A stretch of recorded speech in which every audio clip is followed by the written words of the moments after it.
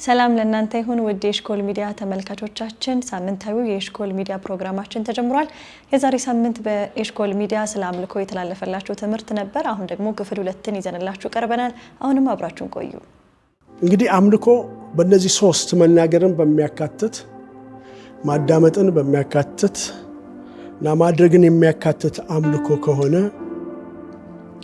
አምልኮ ለእግዚአብሔር አክብሮትን መስጠት፣ ከፍ ያለ ክብር ሊሰጠን የሚችለውን እግዚአብሔርን መውደድ፣ መታዘዝን በውስጡ እናያለን።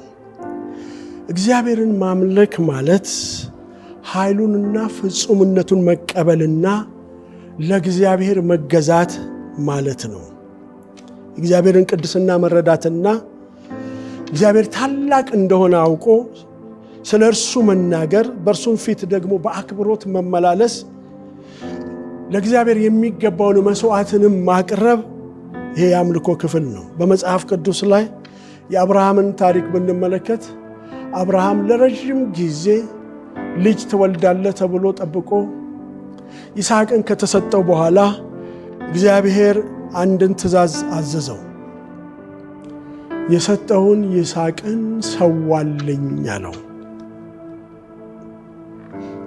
አብርሃም እግዚአብሔርን ታላቅነት የሚያውቅ ስለሆነ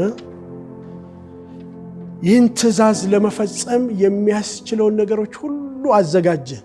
ላለመፈጸም የሚያደርጉ ነገሮችን ሁሉ አስወግዶ ጠብቆ ያገኘውን አንድ ልጅ እግዚአብሔር ተስፋ የገባለትን የቃል ኪዳኑን ልጅ እግዚአብሔር ራሱ ሰዋልኝ ሲለው ይህን ትእዛዝ ለመፈጸም ወደኋላ አላለም እና ሁሉን ፈጽሞ ከሄደ በኋላ ይስሐቅን አጋድሞ ቢላውን ሲያነሳ የእግዚአብሔር መልአክ ከሰማይ ጠራውና አብርሃም አብርሃም አለው። እርሱም እነሆኝ። እርሱም በብላቴናው ላይ እጅህን አትዘርጋ፣ አንዳችም አታድርግበት፣ አንድ ልጅህን ለእኔ ለመስጠት አልሰሰትክም፣ አልከለከልክም። አንድ ልጅህን እኔው የሰጠውን ቆይተ ያገኘኸውን ተስፋ ያደረክበትን ግን ደግሞ ሰዋልኝ ስልህ እሱን ለእኔ ለመስጠት አልሰሰትክም። ከዚህ የተነሳ እግዚአብሔርን የምትፈራ እንደሆነ አሁን አውቄአለሁ። ይህንን ስፍራ በዘፍጥረት 22 ከቁጥር 11 እና 12 ላይ ማግኘት እንችላለን። በዚህ ቃል ውስጥ እግዚአብሔርን መታዘዝ፣ መስዋዕት ማቅረብንና እግዚአብሔርን መፍራትን እናገኛለን። አብርሃም እግዚአብሔርን ታዟል። እግዚአብሔር መስዋዕትን አቅርቧል። ደግሞ እግዚአብሔርን መፍራቱ ተረጋግጧል። መስዋዕት ማቅረቡ፣ መታዘዙ፣ ቢላውን ማንሳቱ ከአብርሃም ውስጥ እግዚአብሔር ያየው እንዴት እንደምትፈራኝ አወቅኩ። እግዚአብሔር የሚፈራ አምላክ ነው። ስለዚህ እግዚአብሔርን መፍራትም ደግሞ የጥበብ ሁሉ መጀመሪያ እንደተባለው እግዚአብሔርን መፍራትም ደግሞ የአምልኮ አንዱ ክፍል ነው። አምልኮ ከእግዚአብሔር ጋር ካለን ግንኙነት ጋር የሚስማማው እንዴት ነው? ይሄ አምልኮ ከእግዚአብሔር ጋር ላለን ግንኙነት ቁልፍ አካል ነው። ይህንን ልንለማመደው የምንችለው ደግሞ በኢየሱስ ክርስቶስ ምክንያት ወይም በኢየሱስ ክርስቶስ በኩል ልንለማመደው እንችላለን። እግዚአብሔርን ስናመልከው እንደ ፈጣሪያችን እና እንደ አዳኛችን እንደ ንጉሳችን ይህንን አስበን ስንገዛለት እግዚአብሔርን የምናመልክበት አንዱ መንገድ ወይም ቁልፍ ነው። አምልኮ ለእግዚአብሔር እግዚአብሔርን እንደምንወደው የምንናገርበት ቋንቋ ነው። እግዚአብሔር ላደረገልን ነገር ሁሉ ምስጋና የምናቀርብበት መንገድ ነው። ይህንን በሮሜ 12:1 ላይ እንደዚህ እንላለን፣ አምልኮ የወንጌልን መልእክት ለማያምኑ ሰዎች የማድረስም መንገድ ነው። ሌሎች እግዚአብሔርን ሲያመልኩ ሲያዩ ወይም ደግሞ አምልኮ የሚገባው አንድ አምላክ ብቻ እንደሆነ ሲገነዘቡ ይህ እግዚአብሔርን በማወቅ ውስጥ ያለውን አምልኮ ያሳየናል። እግዚአብሔርን እንዴት እናመልከዋለን? ይህ ትልቅ ጥያቄ ነው። እግዚአብሔርን ማምለክ እግዚአብሔርን ከማወቅ ከጀመርን፣ እግዚአብሔርን የምናውቀው ደግሞ በቃሉ ውስጥ ከሆነ፣ እግዚአብሔር ማን እንደሆነ የምናውቅና የተረዳን ከሆነ በቃሉ ውስጥ ደግሞ እግዚአብሔርን የምናመልክበት መንገድ ተጽፎልናል። እግዚአብሔርን በራሳችን በዘረጋነው መንገድ ልናመልከው አንችልም። እግዚአብሔር ያስቀመጠው የአምልኮ ስርዓት አለ። ዛሬ ብዙ ጊዜ የአምልኮ ስርዓታችንን መፈተሽ ያስፈልጋል። እግዚአብሔርን እያመለክን ያለነው እግዚአብሔር ባስቀመጠው መንገድ ነው ወይስ ደግሞ እግዚአብሔር አምልኩኝ ባላለበት መንገድ ነው? እንዴት እንደምናመልከው እግዚአብሔር የዘረጋው ስርዓት አለ። በመጽሐፍ ቅዱስ ውስጥ የእግዚአብሔርን ታቦት እስራኤላውያን እንዴት መሸከም እንዳለባቸው በዝርዝር በሙሴ በኩል የተነገረ ዝርዝር ታቦቱን የሚሸከሙበት አካሄዱን፣ አደራረጉን ሁሉ የተገለጸላቸው ሰዎች እንደምናስታውሰው በዳዊት ዘመን ላይ በሳኦል ዘመን ያልተፈለገውን ታቦት ከዓመታት በላይ ለሆነው ዳዊት ወዳዘጋጀለት የእግዚአብሔር ከተማ ወደ ኢየሩሳሌም ለማምጣት በፈለገበት ጊዜ ይህንን የእግዚአብሔርን ታቦት በሳኦል ዘመን አልፈለግነውም እና ልንፈልገው ይገባል ብሎ ከሻለቆችና ከመቶ አለቆች ጋር እንደተማከረና ይህንንም ደግሞ ለማድረግ ሰዎችን ሰብስቦ የሄዱበት መንገድ ሁላችንም እናስታውሰዋለን። በዛ መንገድ ላይ አንድ ትልቅ ነጥብ አለ።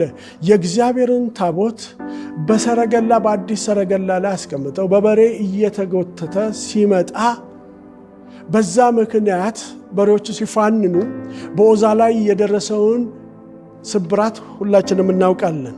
ከዚህ በመነሳት ዳዊት የእግዚአብሔርን ታቦት ወደ ኢየሩሳሌም መውሰድ ፈራና አስቀመጠ፣ ቆየ። ከ3 ወር በኋላ ግን እንደዚህ አለ፣ እግዚአብሔርን እንደ ሥርዓቱ አልፈለግነውምና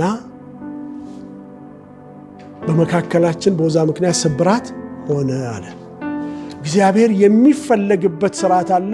የእግዚአብሔር ታቦት እንዴት መሸከም እንዳለባቸው፣ እነማን መሸከም እንዳለባቸው የተቀመጠ ስርዓት አለ። ይሄ ማለት ምን ማለት ነው? እግዚአብሔር እሱን የምናመልክበትን ስርዓት አስቀምጧል። በስርዓቱ መሰረት ልናመልከው ይገባል። መጽሐፍ ቅዱሳችን እግዚአብሔርን እንዴት ማምለክ፣ እንዴት ማክበር እንዳለብን ይዘረዝርልናል። ስለዚህ የአምልኮ ስርዓት ወደፊት በጣም ብዙ እናወራለን። ይህንን ስርዓቶች እያየን አሁን ባለንበት ዘመን ላይ ትክክለኛ እግዚአብሔር የሚቀበለው የአምልኮ ስርዓት አለን ወይ የሚሉትን ለማንሳት መነሻ መንደርደሪያ የሚሆነውን ነገር እናያለን። ለሳምራዊቷ ሴት ኢየሱስ ክርስቶስ የተናገረውን ብንመለከት እግዚአብሔር በመንፈስና በእውነት ልንሰግድለት እንደሚገባ፣ በዚህ ተራራ ላይ የማትሰግዱበት ዘመን ይመጣል፣ ከዚህ በኋላ ግን ለእግዚአብሔር የሚሰገደው በእውነትና በመንፈስ ትሰግዱለታላችሁ ሲል በዚህ ጥቅስ ውስጥ ትክክለኛ ስላልሆነም እግዚአብሔር ስለማይፈልገው ትክክል ስላልሆነው የአይሁዶችና የሳምራውያን ስግደት ወይም ደግሞ አምልኮ የተገለጸበት መንገድ ነው። ይሄ ምንን ያሳየናል? እውነተኛ አምልኮ እንዳለ ሁሉ ከንቱ አምልኮ እንዳለ፣ በእግዚአብሔር ተቀባይነት ያለው አምልኮ እንዳለ ሁሉ በእግዚአብሔር ተቀባይነት የሌለው አምልኮም እንዳለ ያሳየናል። እግዚአብሔር ያስቀመጠው የአምልኮ ስርዓትን አውቀን በሱ መሰረት እግዚአብሔርን የማናመልከው ከሆነ አምልኳችን ከንቱ ነው። ብዙ ዘመናት እግዚአብሔርን እያመለክን ነው የምንለውን እውነት አምልኳችን እግዚአብሔር ባስቀመጠው ስርዓት እንደ መጽሐፍ ቅዱስ ቃል ነው ወይ?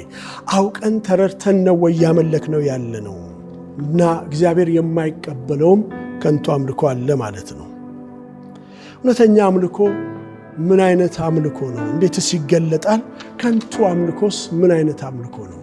ሁለቱም አምልኮ እንደሆኑ መጽሐፍ ቅዱስ ይነግረናል። ግን አንደኛው እውነተኛ ነው፣ ሁለተኛው ከንቱ ነው። አንደኛው እግዚአብሔር የሚቀበለው ነው፣ ሁለተኛው እግዚአብሔር የማይቀበለው ነው። ሁለት አይነት አምልኮች አሉ። እውነተኛ የሆነውን አምልኮ ስናውቅ እውነተኛ ያልሆነውን አምልኮ ደግሞ መተው እንችላለን። አምልኳችን መፈተሽ አለበት። አምልኳችን መፈተሽ አለበት። እውነተኛ አምልኮ እንዴት ይገለጣል? እውነተኛ አምልኮ እንዴት ይገለጣል ሲል እውነተኛ አምልኮ ከልብ የሚወጣ በእውነትና በመንፈስ የሚደረግ እና ከእግዚአብሔር ቃል ጋር የሚስማማ አምልኮ ሲሆኑ ባህሪያቶች አሉት። አንደኛው በመንፈስና በእውነት ላይ የተመሰረተ አምልኮ። ኢየሱስ ክርስቶስ ሳምራዊቷን ሴት ያላት እመኝኝ፣ በዚህ ተራራ ወይም በኢየሩሳሌም ለአብ የማትሰግዱበት ጊዜ ይመጣል። ይሄ ቦታን ያሳያል። በዚህ ተራራ ላይ የማትሰግዱበት ጊዜ ይመጣል፣ ያውም ደግሞ እናንተ የምትሰግዱት ለማታውቁት ነው። እናንተ ለማታውቁት ትሰግዳላችሁ። እየሰገዳችሁ ነው፣ እያመለካችሁ ነው፣ ግን የምትሰግዱት ለማታውቁት ነው። እኛ ግን መዳን ከአይሁድ ነውና ለምናውቀው እንሰግዳለን። ስግደት አንዱ የአምልኮ መግለጫ እንደሆነ አይተናል። እኛ ግን ለምናውቀው እንሰግዳለን። የምናውቀው አምላክ አለ። ስለ እግዚአብሔርን ሳናውቅ የምናመልከው አምልኮ ከንቱ ነው። ይህንን ለነዚህ ሰዎች ምን አላት? እናንተ ለማታውቁት ትሰግዳላችሁ። ነገር ግን በእውነት የሚሰግዱበት ጊዜ ይመጣል፣ አሁንም ሆኗል። አብ ሊሰግዱለት የሚፈልጉትን እንደነዚህ ያሉትን ይሻል። እግዚአብሔር መንፈስ ነውና የሚሰግዱለትን በመንፈስና በእውነት ሊሰግዱለት ያስፈልጋቸዋል። አምልኮ እግዚአብሔርን ከማወቅ ይጀምራል ስንል እግዚአብሔር በአንድ ስፍራ ያለ የሆነ ቅርስ ተቀርጾለት የሚመለክ አምላክ ሳይሆን እግዚአብሔር መንፈስ ነው። ይህንን ዕውቀት ሊኖረን ያስፈልጋል። ስለዚህ ቦታ አይወስነውም። የሚሰገድለት ደግሞ በእውነት ነው። ሁለተኛው በመታዘዝ ላይ የተመሰረተ እውነተኛ አምልኮ። ይህንን በአንደኛ ሳሙኤል ምዕራፍ 15 ቁጥር 22 ላይ ሳሙኤል ያለውን በእውነቱ እግዚአብሔርን ቃል በመስማት ደስ እንደሚለው እግዚአብሔር በሚቃጠልና በሚታረድ መስዋዕት ደስ ይለዋልን? እነሆ መታዘዝ ከመስዋዕት ማዳመጥም የአውራ በግ ስብ ከማቅረብ ይበልጣል። እና መታዘዝ ከመስዋዕት ይበልጣል። እውነተኛ አምልኮ በእግዚአብሔር ትእዛዝ ላይ የተመሰረተ። ለዚህ ነው እግዚአብሔርን ከቃሉ እናውቀዋለን፣ የእግዚአብሔር ቃል ደግሞ በትእዛዛቶቹ ይገለጻሉ። ትእዛዛቶቹን ሳናውቅ እግዚአብሔርን ልናመልክ አንችልም። ሶስተኛው ከልብ የሚወጣ አምልኮ፣ እሱ እውነተኛ አምልኮ ነው። ይህንን ኢሳይያስ በምዕራፍ 29 ቁጥር 13 ላይ እንደዚህ ይላል፣ ይህ ሕዝብ በከንፈሩ ያከብረኛል፣ ልቡ ግን ከኔ በጣም የራቀ ነው። በከንፈሩ ያመልከኛል፣ ውስጡ ልቡ ግን ከኔ የራቀ ነው። እውነተኛ አምልኮ ግን ከልብ የሆነ አምልኮ ነው። ከልብ የሆነ አምልኮ፣ ከልብ የሆነ ለእግዚአብሔር የምንሰጠው ፍቅር ምን ማለት ነው የሚለውን እነዚህን በቀጣይ ክፍሎች የምናያቸው ይሆናሉ። ከዛም በአራተኛ ደረጃ ላይ እግዚአብሔር የሚወደው እውነተኛ አምልኮ መስዋዕት የተሞላበት አምልኮ ነው። ይህንን ሐዋርያው ጳውሎስ እንደዚህ አለ፣ እንግዲህ ወንድሞች ሆይ ሰውነታችሁ እግዚአብሔርን ደስ የሚያሰኝና ይላል። ይሄ ሰውነታችሁ ሲባል አካላችንን ሁለንተናችንን ይጨምራል። እግዚአብሔርን ደስ የሚያሰኝ ሕያው ቅዱስን መስዋዕት አድርጋችሁ ታቀርቡ ዘንድ በእግዚአብሔር ርኅራኄ እለምናችኋለሁ አለና እርሱም ለአእምሮ የሚመች አገልግሎታችሁ ነው። እስራኤላውያንን ከግብፅ ምድር ሲያወጣ አንደኛው አምልኮ ያገለግለኝ ዘንድ ሕዝቤን ልቀቅ ሲል እግዚአብሔርን ማገልገል ማለት እግዚአብሔርን ማምለክ እንደሆነ አይተናል።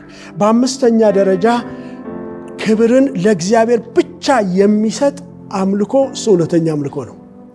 ክብርን ለሌላ የማይሰጥ፣ ክብርን ለእግዚአብሔር ብቻ የሚሰጥ አምልኮ በመዝሙር ምዕራፍ 29 ቁጥር 1 ላይ የአምላክ ልጆች ሆይ ለእግዚአብሔር አምጡ፣ ክብርንና ምስጋናን ለእግዚአብሔር አምጡ፣ ለስሙ ለእግዚአብሔር አምጡ። ምስጋናም ለእግዚአብሔር ነው፣ ዝማሬም ለእግዚአብሔር ነው፣ ክብርም ለእግዚአብሔር ነው። በቅድስና ስፍራ ለእግዚአብሔር ስገዱ፣ ስግደትም ለእግዚአብሔር ነው። እውነተኛ አምልኮ ክብርን ብቻ ለእግዚአብሔር የሚሰጥ አምልኮ ነው። ይህንን ካልን የዚህ ተቃራኒ ደግሞ ከንቱ አምልኮ ምን አይነት አምልኮ ነው? እነዚህን ሁለቱን ለይተን ስናውቅ አምልኳችንን እንመዝንና በእግዚአብሔር ፊት ተቀባይነት ያለው አምልኮ ውስጥ ነው ያለነው ወይስ እግዚአብሔር የማይቀበለው አምልኮ ነው? ለዚህ ከሆነ ከንቱ አምልኮ ምን ማለት ነው? ይሄ በጥቅሉ ከልብ ያልሆነ በተሳሳተ ስርዓት ወይም ባህል የሚደረግ አምልኮ ግን እግዚአብሔር የማይቀበለው። የዚህ መገለጫ ባህሪዎቹ ደግሞ አንደኛ ከልብ የማይወጣ በከንፈር ብቻ የሚሆን አምልኮ። ብዙ ጊዜ እንዲህ አይነት አምልኮ እናካሄዳለን። ልንዘምር እንችላለን፣ ልንናገር ልንሰግድ እንችላለን። ግን አንደበታችን ብቻ እየተናገረ ልባችን ከእግዚአብሔር ሐሳብ የሚርቅበት ብዙ ጊዜ አለ። ይህንን በማርቆስ ወንጌል ምዕራፍ 7 ቁጥር 6 እና 7 ኢየሱስ ክርስቶስ እንዲህ አላቸው፣ ኢሳይያስ ስለእናንተ ስለ ግብዞች ይህ ሕዝብ በከንቱ ያከብረኛል፣ ልቡ ግን በጣም ከእኔ የራቀ ነው። በጣም የሚያሳዝን ነው። እያከበረው እንደሆነ እግዚአብሔር ተናግሯል። በከንፈሩ ያከብረኛል አለ፣ ልቡ ግን ከእኔ የራቀ ነው። ይሄ ከንቱ አምልኮ ነው። በከንፈር ማምለክ እንችላለን፣ ግን ከልብ የማይወጣ የከንፈር አምልኮ እግዚአብሔር የሚቀበለው አምልኮ አይደለም። ሁለተኛው ደግሞ በእግዚአብሔር ስርዓት ላይ ሳይሆን በሰው ስርዓት ላይ የተመሰረተ አምልኮች አሉ።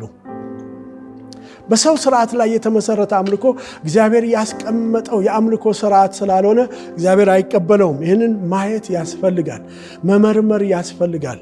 በማርቆስ ወንጌል ምዕራፍ 7 ቁጥር 7 እና 9 ላይ የሰው ስርዓት የሆነ ትምህርት እያስተማሩ በከንቱ ያመልኩኛል። ከንቱ አምልኮ አለ ማለት ነው። እነዚህ የሰው ስርዓቶች ናቸው። በመጽሐፍ ቅዱስ ቃል ሲመዘኑ መጽሐፍ ቅዱሱ የሚላቸው የእግዚአብሔር ቃል የሚላቸው የአምልኮ አይነቶች ወይ የአምልኮ ስርዓቶች አይደሉም። ነገር ግን የሰው ስርዓት ተቀምጧል። ያስቀመጡት የራሳቸው ባህል አለ። እነሱ በፈለጉት መንገድ ያመልኩኛል፣ እኔ ግን ይህንን ከንቱ አምልኮ ነው የምለው፣ አልቀበላቸውም።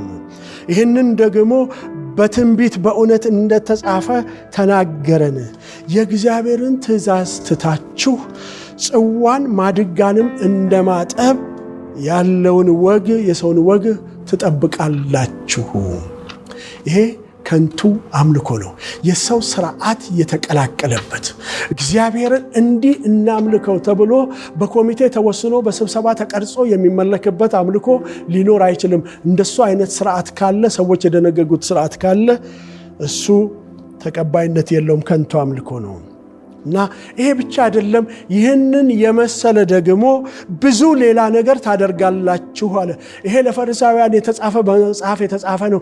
ደግሞ ከዛም መጽሐፍ ቅዱስ ከተጻፈም በኋላ ሰዎች በራሳቸው ወግና ባህል በተለያየ መንገድ እነሱ እንደወደዱት እንደተሰማሙበት የራሳቸውን ወግና ስርዓት አስቀምጠው እግዚአብሔርን ያመልካሉ።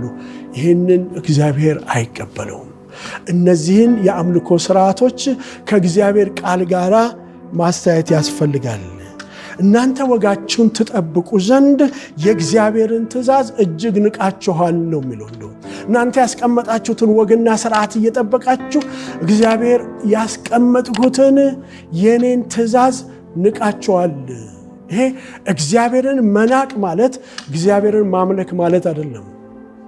እግዚአብሔርን ማክበር ማለት አይደለም። እና ትእዛዙን አለመከተል ማለት እግዚአብሔርን መናቅ ነው። ይሄ አምልኮ ከንቱ አምልኮ ነው። በሶስተኛ ደረጃ ደግሞ አስመሳይነት የተሞላበት አምልኮ እንዳለ መጽሐፍ ቅዱስ ይነግረናል። በማቴዎስ ወንጌል ምዕራፍ 23 ከቁጥር 27 እስከ 28 እንደዚህ ይላል፣ እናንተ ግብዞችና ጻፎች ፈሪሳውያን በውጭ አምረው የሚታዩ በውስጡ ግን የሙታን አጥንት ርኩሰትም ሁሉ የተሞሉ በኖራ የተለሰኑ መቃብሮችን ስለምትመስሉ ወዮላችሁ። እንዲሁ እናንተ ደግሞ በውጭ ለሰው እንደ ጻድቃን ትታያላችሁ፣ በውስጣችሁ ግን ግብዝነትና አመፀኝነት ሞልቷል። ይሄ ታይታዊ ያለው አምልኮ ነው።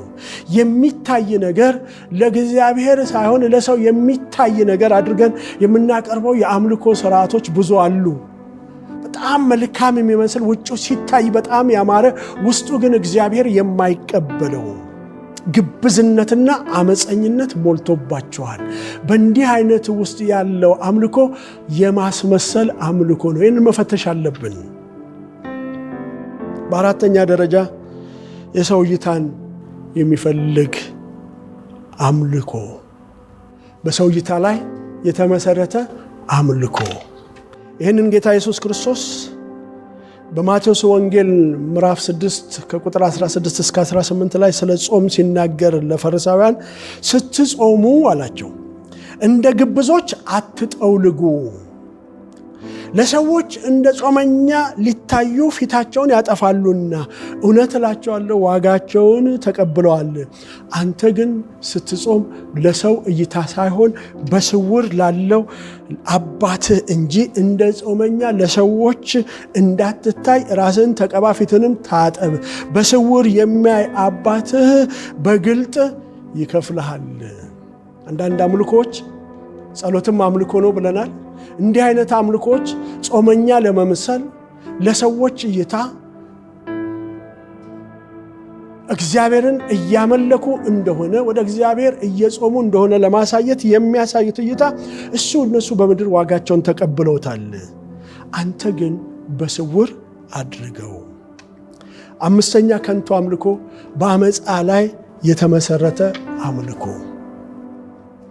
ይሄን በሚልክያስ ምዕራፍ 1 ቁጥር 6 እስከ 10 ላይ ያለው ቃል በደንብ ይገልጸዋል። ለካህናቶቹ ያላቸው ነገር አለ። እናንተ ስሜን የምታቃልሉ ካህናት ሆይ፣